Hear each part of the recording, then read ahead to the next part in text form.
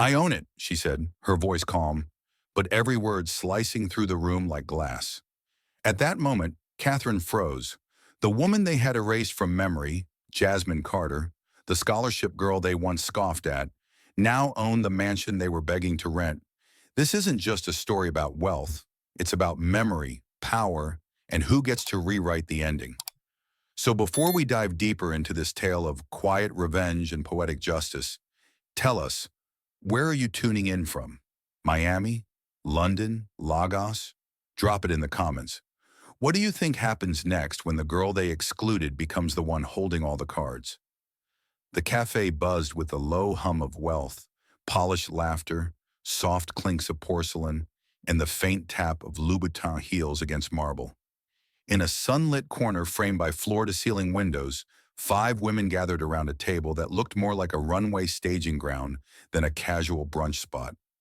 Everything about them, from the gold-rimmed cappuccinos to the designer handbags perched like trophies, screamed curated perfection. At the center sat Catherine Whitmore, her platinum blonde bob razor sharp, her posture untouched by time, and her voice the same one that had once ruled the high school halls with the effortless authority of a queen. She scrolled casually through her tablet, her manicured finger flicking away options with the disinterest of someone who had never heard the word settle. This reunion, Catherine began, not bothering to look up, has to be more than a party. It has to be a statement. Her tone wasn't open for debate, and none of the women challenged it. Around her, they nodded in perfect rhythm. Madison Lee, whose Botox smile never quite reached her eyes. Claire Donahue, the real estate heiress who collected husbands like Birkin bags. Sabrina Wynn, with her Pilates-toned arms and vague Instagram fame. And Paige Renner, the quiet shadow who still followed Catherine like an understudy waiting for her cue. They all sipped their drinks, murmuring agreement, pretending this was about nostalgia and not validation. Catherine finally set the tablet down, her diamond bracelet catching the light just enough to remind everyone at the table, intentionally or not, that some crowns never tarnish. We're not planning a high school reunion, we're curating an experience. It has to be exclusive, breathtaking, unforgettable. It has to scream, "Look at us now." No one questioned her phrasing because they all understood exactly who she meant by us. It wasn't the whole graduating class, it was the inner circle, the ones who mattered then and still expected to matter now. I've been scouting venues, Catherine continued, her voice smooth, rehearsed, and I think we should set our sights higher. No country club nonsense. We need something rare, something that whispers legacy and roars money. Claire leaned in, already intrigued, her fingers lightly tapping the side of her glass. Like that estate in the hills with the private garden and the infinity pool? Catherine gave a satisfied smile, the kind that confirmed she'd already thought of it. Exactly. The Elms. It's private, almost impossible to book. But I know someone who knows someone. It's not about affording it, it's about deserving it. The others exchanged glances, the air thickening with a mixture of ambition and insecurity. That was Catherine's true gift, not just making others want what she had, but making them question if they were worthy of having it too. We want people to walk in and feel like they missed out on something grand just by not being us, she added, adjusting her sunglasses though they were already perched perfectly.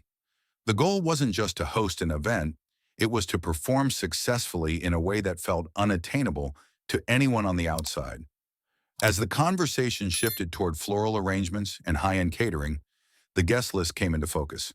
Catherine reopened her tablet and began reading names like they were assets. Each mention came with a commentary. Harper Langford? Married to a hedge fund guy. Definitely. Noah Jennings? Has a vineyard now. Absolutely. The list was less about reconnecting with classmates and more about curating an audience that would reflect their glow. Then Paige, always the one to ask the offbeat question, tilted her head and asked, "What about Jasmine Carter? She was in our class, right?" The question hovered like static in the air. Catherine's finger froze mid-scroll. "Jasmine Carter," she repeated like trying to place an old misplaced bookmark. "Oh, right. The scholarship girl." Claire raised an eyebrow.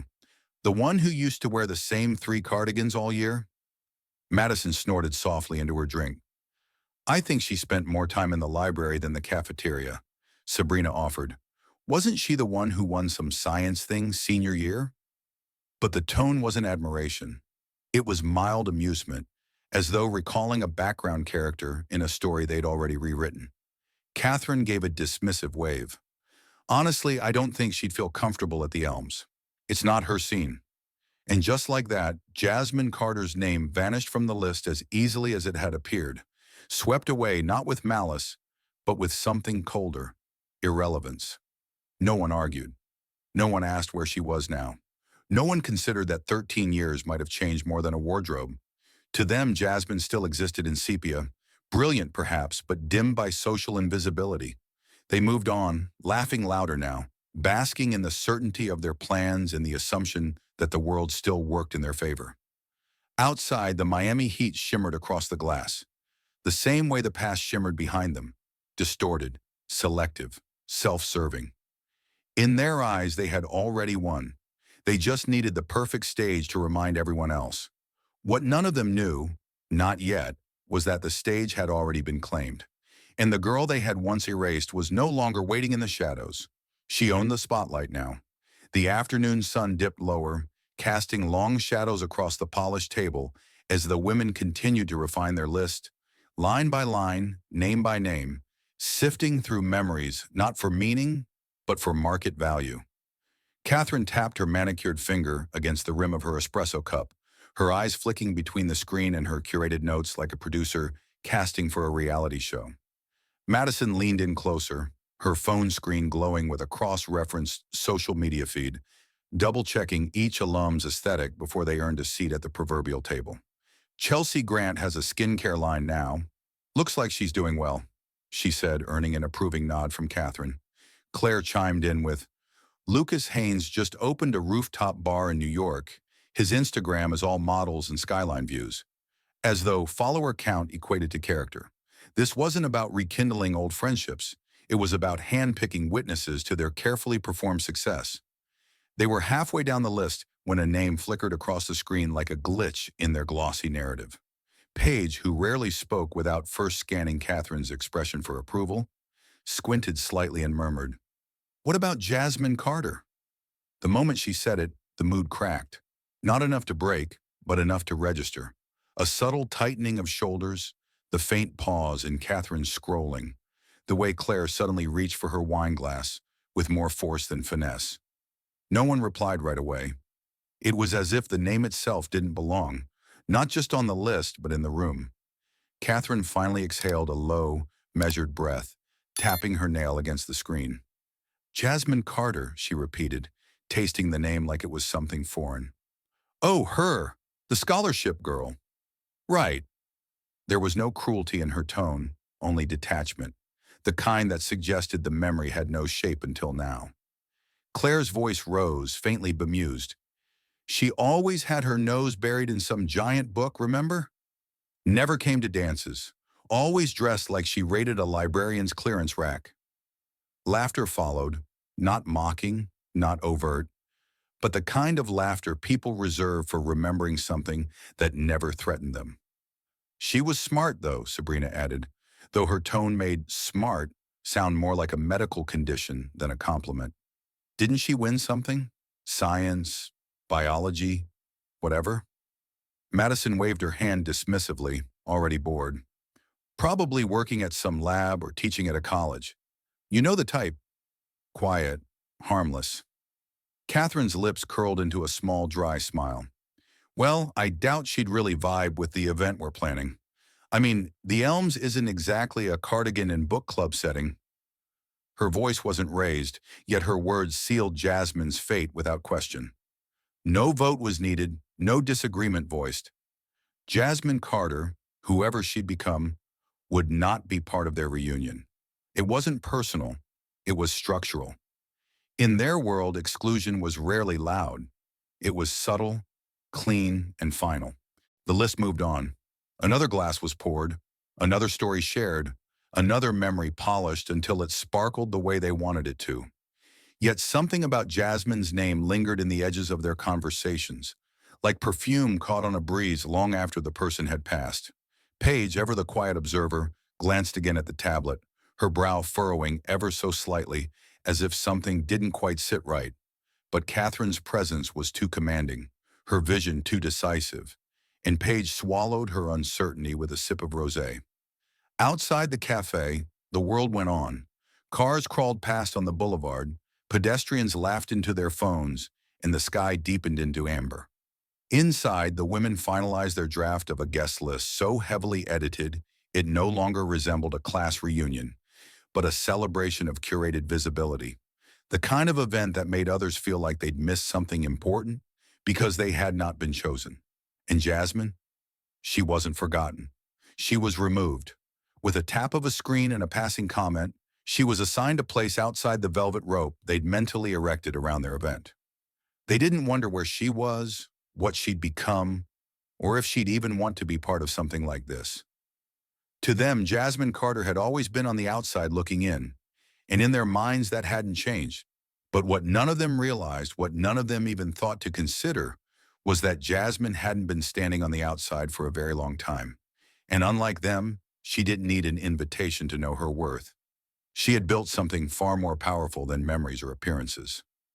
She had built her life, quietly, brilliantly, and very soon her name, the one they dismissed in passing, was about to mean everything. The search began with the same confidence that had carried Catherine through every curated chapter of her adult life. With her iPad in hand and her espresso barely touched, she sat cross-legged in her home office. A room wrapped in cream and gold, with sleek glass shelves holding designer coffee table books no one ever read. Across her desk lay a spread of glossy brochures and printed email chains, each promising a slice of luxury more extravagant than the last. She believed truly that all she had to do was choose. And why wouldn't she? Her world had always bent to her will, had always opened doors at the lightest knock. This would be no different, until it was.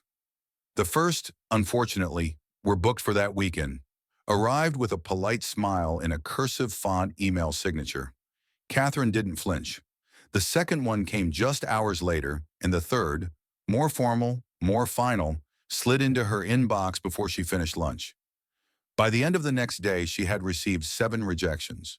Some were curt, others apologetic, but they all carried the same sting of unexpected limitation. Her brow began to crease in a way it hadn't in years, an irritation that couldn't be massaged away by luxury skincare or smoothed out with yoga and chamomile. She called in favors. She name-dropped.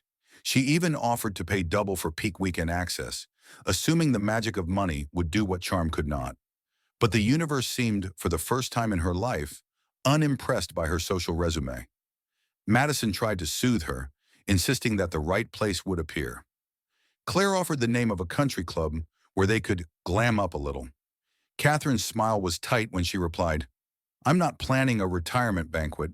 This isn't just a gathering. It's the statement of the decade." And to her it was. This event wasn't about nostalgia. It was about staking their place atop a ladder they'd never admitted was still standing. That was when the assistant, young, nervous, and new, slid a printed flyer across Catherine's desk with 2 fingers, as if unsure whether he was offering salvation or suicide. "There's a property that's not listed publicly," he said carefully, "but I heard from a friend who catered there last month. It's called the Elms Estate. Supposedly, it's breathtaking." Catherine didn't look up immediately. She studied the image, one perfectly lit photograph of a coastal mansion perched like a secret above the ocean. All clean lines and soft edges, its windows reflecting nothing but sky and power. She felt her heart shift. This wasn't just a venue. It was the venue.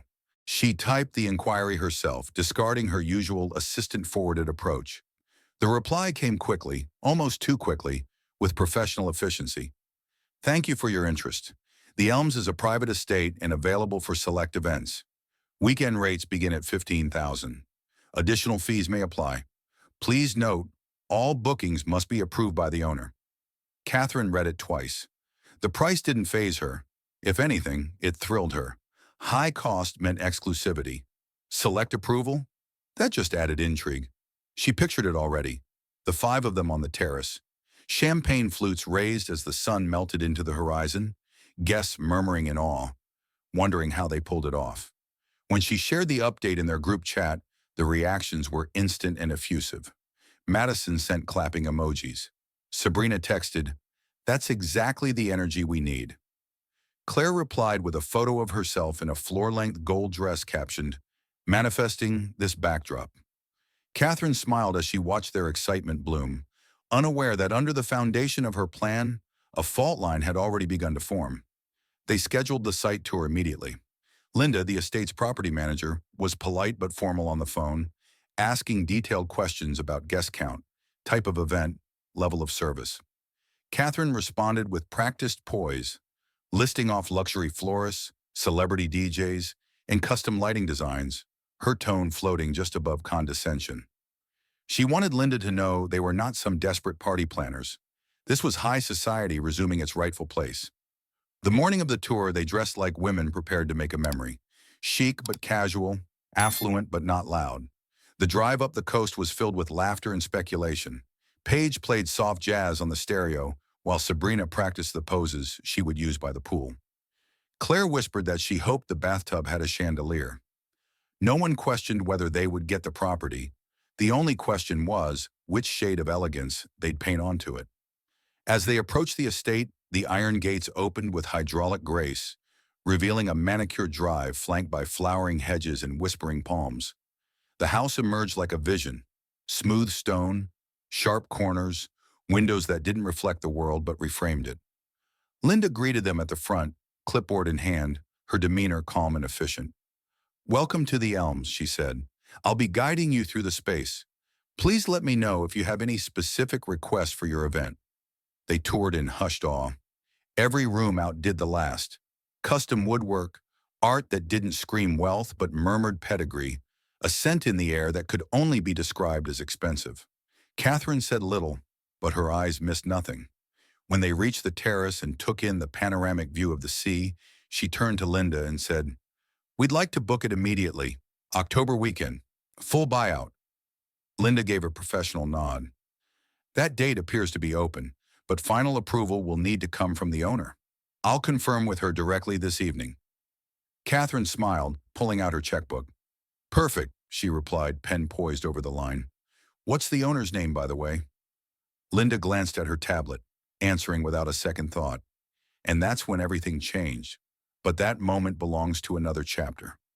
Catherine's pen froze mid-stroke, her hand suspended above the checkbook like a still frame in an otherwise fluid performance. For a woman who had never learned to hesitate, this pause was jarring. Linda's voice had been perfectly neutral, businesslike, even pleasant. But the words echoed far louder than their volume deserved. "The owner," she had said, "is Jasmine Carter." It was a name spoken without weight, but to Catherine, it landed like a verdict. The same name that had been so casually erased from the reunion guest list now sat on the deed to the very estate they were desperate to claim. The silence that followed wasn't empty. It was thick, stretching over the marble floors and crystal chandeliers like a fog. Madison's phone slipped slightly in her hand, her mouth opened just enough to betray the sudden break in her composure. Sabrina turned toward Catherine, waiting for a cue, but none came. Claire blinked twice, as though the name might change if she gave it a moment. Paige, ever the observer, said nothing at all, though her eyes had never left Catherine's face. And Catherine, she was still, as if movement might confirm the reality she now desperately wished to question. "Carter?"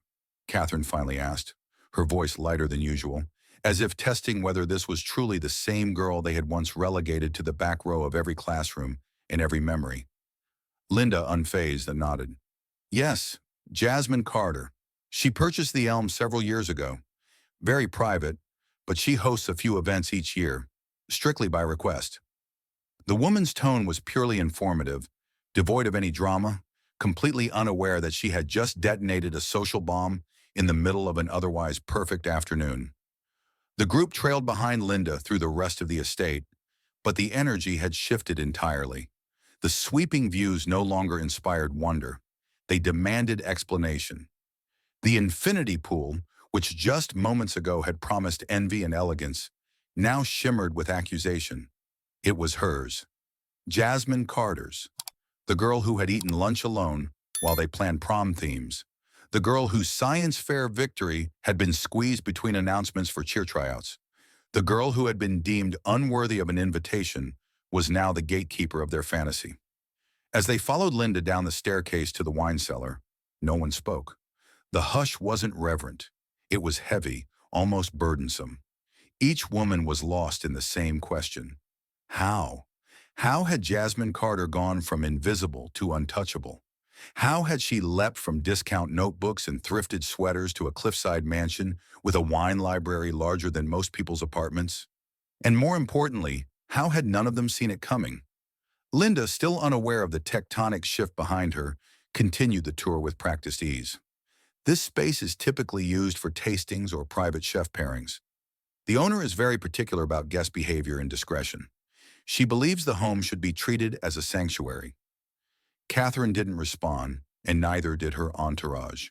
In a single sentence, Jasmine had drawn the boundary they had never expected to encounter.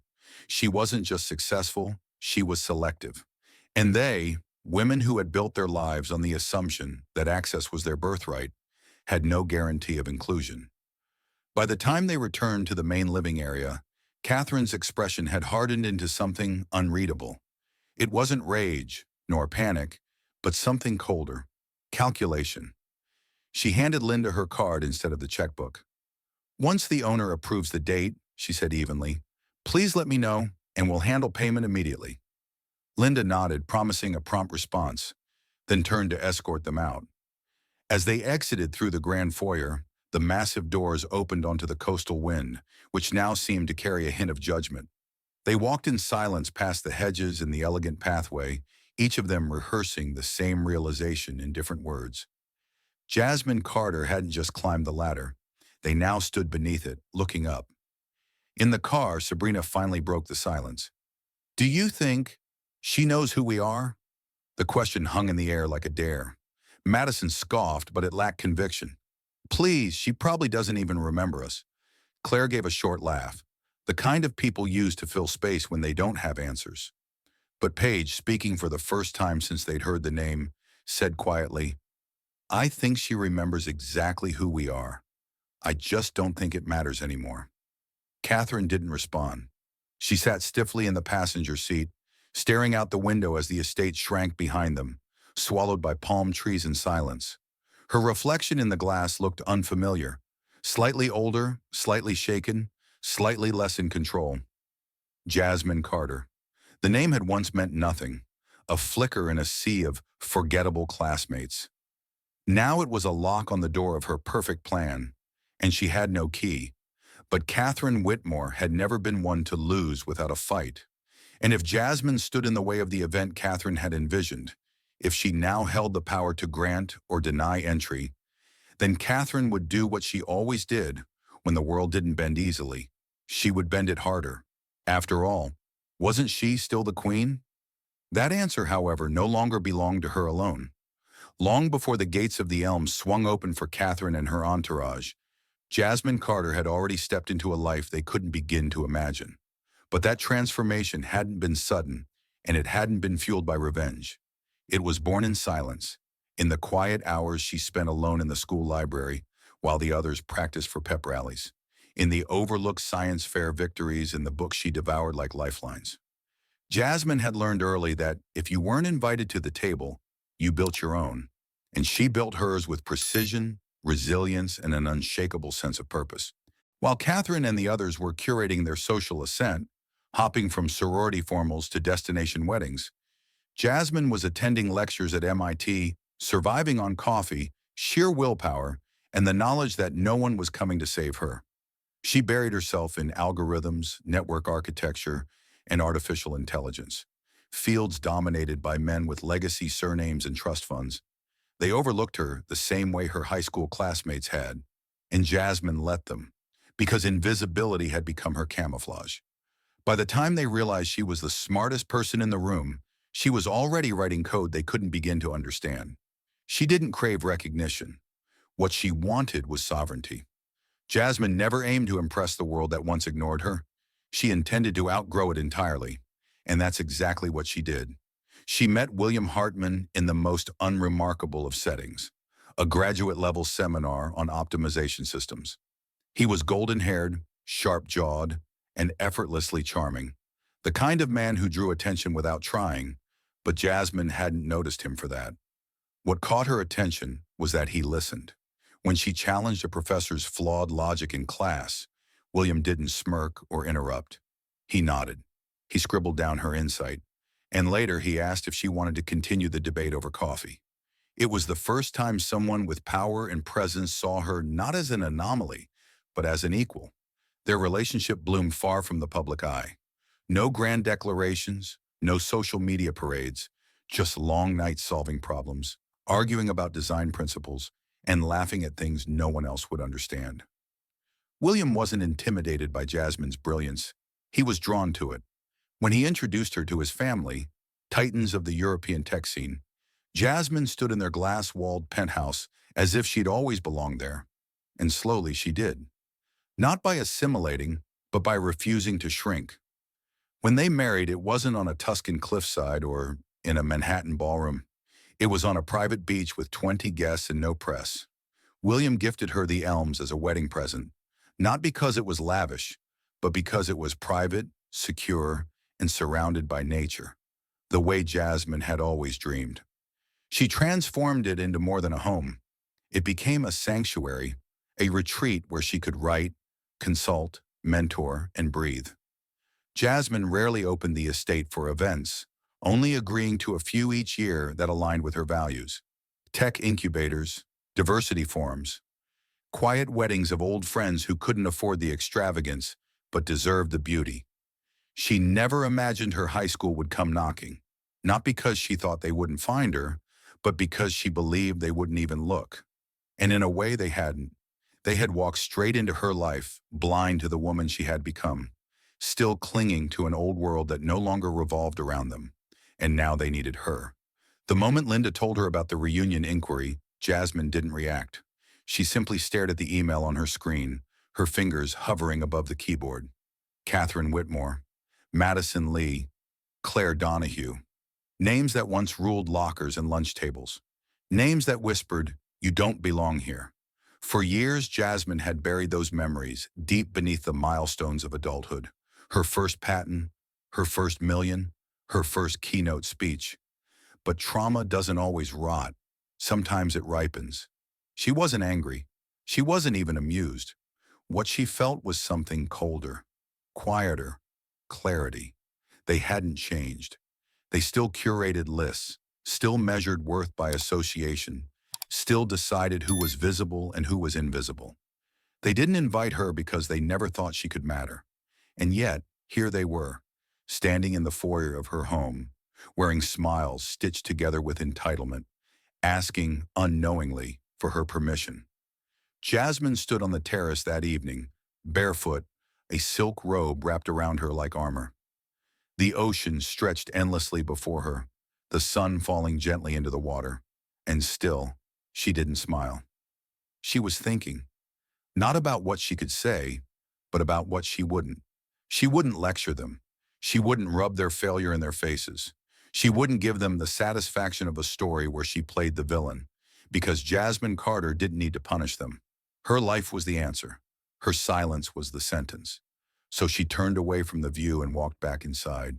Her decision made, not from spite, but from power. They had erased her once, but now they would have to remember, not as the girl who was overlooked, but as the woman they couldn't overlook anymore. The phone sat like a loaded gun on Catherine's marble counter, silent and immobile, yet radiating pressure with the force of a spotlight. She had stared at it for the better part of an hour, her thumb hovering, retreating, hovering again. The estate's approval still hung in limbo, unspoken but implied, and every hour without an answer chipped away at her control. She wasn't used to waiting. She certainly wasn't used to needing anything from someone she hadn't deemed relevant in over a decade. But relevance, it turned out, had a cruel sense of timing. Jasmine Carter was no longer just a forgotten name from the past. She was the one person Catherine couldn't move forward without. There were 100 ways Catherine could have opened the conversation, some friendly, some performative, and a few rehearsed so many times they felt like lines from a script she no longer believed in. But none of them accounted for the thing she feared most, that Jasmine wouldn't just reject her, but would reject her gracefully. Because if Jasmine met her desperation with dignity, it would confirm everything Catherine had spent her adult life pretending wasn't true. That power had shifted, that the hierarchy had changed, and that the girl she once overlooked now outranked her in every measurable way. Finally, unable to bear the sound of her silence, Catherine dialed the number Linda had provided. It rang twice, then once more. And then a voice answered, familiar in tone, but firmer, more composed, with none of the hesitance Catherine remembered. "Hello, this is Jasmine." Catherine forced a brightness into her voice that tasted artificial even to her. "Hi, Jasmine. It's Catherine Whitmore. From high school? I'm not sure if you—" Jasmine cut her off gently but unmistakably. "I remember." Those two words sliced through the room like a scalpel. Precise, calm, and impossible to ignore. Catherine hesitated, her smile faltering even though no one could see it. "Wow, it's been so long, hasn't it?" she said, scrambling to reclaim control. "I heard you own the Elms now. First of all, congratulations. The place is stunning. Truly. We just toured it the other day and we fell in love with it." Jasmine didn't interrupt, didn't offer pleasantries or distractions. She simply waited. Catherine continued, her words tumbling too quickly, like pearls off a snapped strand. "The reason I'm calling is because we're organizing our high school reunion, 13th anniversary. Can you believe it? And we thought the Elms would be the perfect venue. It's exactly the kind of atmosphere we want. Elegant, intimate, exclusive." She laughed lightly, though nothing was funny. "We'd be honored to host it there, assuming you're open to that sort of thing." There was a pause, not long but long enough to signal that Jasmine wasn't rushing to make this easy. "Your reunion," Jasmine repeated, as though tasting the phrase before accepting it. "And who exactly is included in we?" Catherine rattled off a few names, trying to stick to those that might spark some semblance of connection, all while carefully avoiding the mention of the guest list Jasmine had been pointedly excluded from. "Just the usual crowd," she said, breezy but brittle. "A few of us stayed in touch over the years, you know how it goes." Jasmine's tone was neutral, but layered, like stone polished to a dangerous smoothness. "That sounds like a lovely group." Catherine smiled instinctively, then realized it was a mistake. Something in Jasmine's voice didn't match the words, and the unease returned with a new edge. Jasmine asked, "How many people are you expecting?" Catherine, now caught in the momentum of the pitch, rattled off numbers, vendor plans, catering menus, decor vision boards, all in the hope that professionalism would outweigh the personal history they both knew hadn't been forgotten. "It sounds like you've put a lot of thought into it," Jasmine said after a pause. "Very thorough, very selective." The last word landed with the weight of a verdict. Catherine's throat tightened. She could hear it now. The very thing Jasmine wasn't saying. She knew. She knew she hadn't been invited, and she knew that the offer only came because they'd stumbled into her empire like trespassers dressed for a garden party. Catherine pivoted, quick as ever. "Of course, the list is flexible," she said with an airy tone, even though her palms had gone cold. "We'd love for you to come too. I mean, we should have reached out earlier. Things just got so hectic. You know how it is." But Jasmine didn't answer the lie. She let it sit there, drying in the air between them like laundry left too long in the sun. "I'll think about it," Jasmine said at last. "Thank you for reaching out." Her voice was perfectly even, so professional it hurt. "I'll get back to you." And then she hung up. No dramatic ending, no slammed receiver, just silence. Catherine stared at the screen, her reflection dim in the black glass. She had walked into the conversation assuming she still held some version of the crown, if not the same one from high school, then at least one fashioned from polished adulthood and strategic charm. But now she wasn't sure she'd even been in the same room as the throne. She didn't tell the others right away. Instead, she sat in her immaculate kitchen, the light dimming, her thoughts spiraling towards something she wasn't ready to name. For the first time in a very long time, Catherine Whitmore felt small. Not because Jasmine had said no, she hadn't, not yet, but because she had said nothing at all. And that was worse. Because silence, wielded correctly, wasn't empty. It was absolute. 3 days passed. 3 long, brittle days, where every hour stretched like wire pulled tight across Catherine's nerves. The silence wasn't just an absence. It was strategic, measured, and suffocating. Jasmine Carter hadn't replied to the call, the message, or the polite follow-up email Catherine had sent with a carefully crafted tone of warmth, humility, and thinly veiled desperation.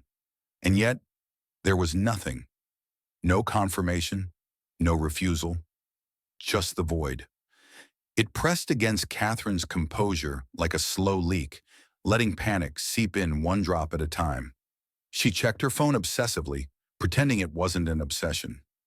During meetings, at dinners, in the middle of yoga class, her thumb refreshed her inbox with a rhythm that betrayed her calm facade. Madison kept asking if the venue was locked, using her trademark chirpy tone, while Sabrina floated new theme ideas like it mattered. Claire was already picking out photographers, but Catherine could barely keep up the illusion. The clock was ticking louder each day, and the Elms, her pièce de resistance, was still out of reach. What made it worse was the nature of the silence. It wasn't passive. It felt deliberate, like a held breath Jasmine refused to release until she chose the exact moment to exhale. That knowledge stung more than Catherine wanted to admit. She had spent her entire life speaking first, leading first, and deciding first. And now she was at the mercy of someone she had once decided wasn't worth remembering. The irony had sharp teeth. When the call finally came, it was in the evening. Catherine recognized the number immediately and stood from her chair, as if posture could influence the outcome. She answered with a voice too bright, too prepared. "Jasmine. Hi. Thank you so much for getting back to me." There was a pause, not awkward, but intentional. Jasmine's voice when it came was soft and steady. "I've given your request a lot of thought." Catherine nodded reflexively, even though no one could see. "Of course, I know it's a big ask, and we appreciate your consideration. Truly." She tried to sound warm, grateful, and relaxed, but the words came out like lines in a scene she hadn't rehearsed well enough. Jasmine continued, her tone unfazed, her pace controlled. "I understand the significance of your event. I'm sure it means a great deal to you and your friends." Catherine held her breath. There was something about the way Jasmine said "your friends" that made her stomach twist. Not harsh, not bitter, but laced with the kind of restraint that felt like a verdict already rendered. Jasmine paused, then delivered the blow as gently and precisely as a scalpel. "Unfortunately, the estate won't be available for your reunion. I've decided to keep that weekend reserved for time with my husband and family." It was polite, impeccably worded, unarguable. But beneath the elegance, the message was unmistakable. "You don't belong here. Not in this house. Not in my life. Not anymore." Catherine's lips parted, then closed. Her mind scrambled for a pivot, an angle, an opening. "Oh, I mean, we could be flexible with the dates if another weekend is better. That's not a problem at all." "I'm afraid not," Jasmine said calmly. "October is reserved for personal use. I won't be opening the estate for events during that time." There was no anger, no smugness, just a door closing, quietly, permanently. "I wish you all the best with your reunion," Jasmine added, with sincerity so measured it felt almost surgical. "I'm sure it'll be memorable." The call ended, not with a bang, but with a click so soft it sounded like silk being folded. Catherine stood in the middle of her kitchen, phone still in hand. The room suddenly colder than it had been a moment before. She didn't scream. She didn't throw anything. She simply exhaled and sat down, her legs barely finding the edge of the stool. Her empire hadn't crumbled, but something had cracked, something invisible, internal, and essential. Later that night, she told the group the estate was booked out after all, spinning the excuse with a shrug and a strained smile. They groaned, pouted, and offered backup suggestions with the kind of casual privilege that came from never wondering if a door was closed because of who you were. Only Paige watched Catherine a second too long, as if she saw the truth underneath the explanation. But Paige, as always, said nothing. They settled on a country club ballroom, refined, expensive, and utterly forgettable. The kind of place where events were photographed but never remembered. The reunion would go on, the outfits would sparkle, the drinks would flow, and the photos would be posted. But the shimmer would be synthetic, and somewhere deep down, Catherine knew it. The show would continue, but the spotlight had shifted. It wasn't hers anymore. And as she lay in bed that night, scrolling mindlessly through her camera roll, filled with curated proof of a life lived perfectly, she kept circling back to one image: the terrace at the Elms, the golden hour light, the sound of the sea, the view she'd never get. She pictured Jasmine standing there now, barefoot and calm, wine glass in hand, completely untouched by the chaos she'd caused. Or maybe Jasmine wasn't even thinking about her at all. That, Catherine realized, was the final sting. Not the rejection, not the silence, not even the loss of the perfect venue. It was the fact that, to Jasmine Carter, this entire ordeal had probably been nothing more than a brief inconvenience. And that was the deepest kind of power, walking away while the other person is still unraveling. The country club ballroom gleamed with polished chandeliers and rented ambition, the walls draped in white chiffon as if to disguise the mediocrity they couldn't quite conceal. The welcome sign read, 13th Anniversary Reunion, Class of Windsor High, but the letters looked tired, as though they had been cut and pasted from an event that once dreamed of being better. Outside, valet attendants yawned between Teslas and leased Bentleys. Inside, the music was too loud to talk and too forgettable to dance. Guests mingled under the soft clink of stemware and small talk, their conversations peppered with old stories no one truly remembered, and compliments that felt more like transactions. Catherine stood near the entrance, forcing a smile that had lost its edge hours ago. Her champagne flute, second, maybe third, rested in her manicured hand, though she hadn't taken more than a sip. Everything looked right. The flowers were expensive, the lighting warm, the catering appropriately fussy, but it all felt flat, hollow, like a party thrown in a room full of mirrors, reflective but never connective. Her friends buzzed around her, taking pictures, tagging each other, and laughing in short, deliberate bursts designed for social media, not for memory. No one said it out loud, but they all felt it. This wasn't what had been promised.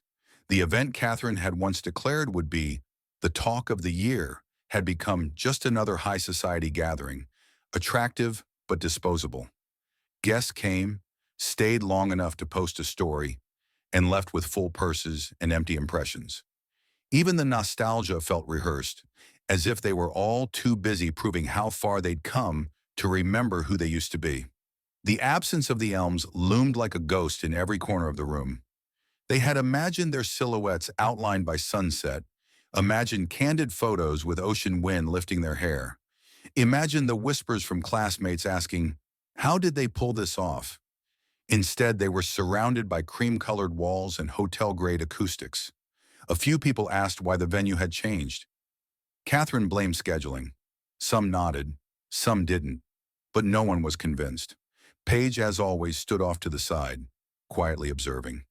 She hadn't said much since the estate fell through, but now and then her gaze would flick toward Catherine like a question left hanging.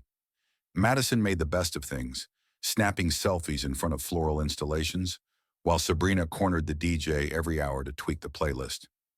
Claire hovered near the bar, talking to someone she used to date, or perhaps just someone who used to know her name. And Jasmine Carter? No one dared bring her up, not directly, but her name had taken root in the unspoken. It threaded through every glance Catherine cast at the doorway, every glance she caught in the mirror. The woman they'd excluded without hesitation now haunted the event like the shadow of the better version it could have been. Not because she had said no, but because her no had reshaped everything. Across town, the terrace at the Elms was bathed in lavender dusk. Jasmine stood barefoot, a linen wrap thrown over her shoulders, a glass of wine resting lightly in her hand. William sat nearby, flipping through a leather-bound book of poetry, his reading interrupted only by the low hum of the sea. The horizon stretched endlessly before them, open and unbothered. There was no music, no speeches, no clicking heels or artificial laughter. Just peace, just distance, just the life Jasmine had built on her terms. She had thought about the reunion only once since declining the invitation, not with bitterness or satisfaction, but with clarity. It wasn't the rejection that mattered, it was the principle. For years, she had accepted invisibility as currency, believing she had to trade silence for success.